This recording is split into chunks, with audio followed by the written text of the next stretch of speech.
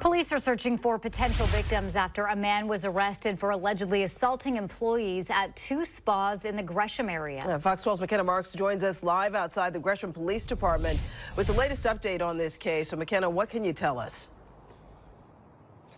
Well, just yesterday, the Gresham Police Department arrested 20-year-old Habib Habibi, and he is connected to 2 separate attacks on 2 separate employees at different spas here in the Gresham area.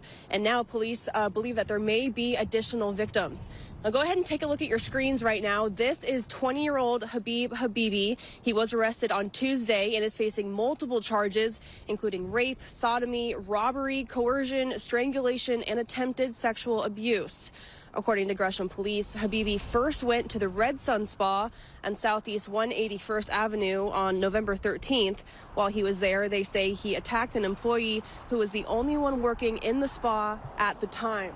On November 28th, police say Habibi went to another spa, the Garden Spa on Southeast Stark Street, and while he was there, they say he attacked one of the spa employees.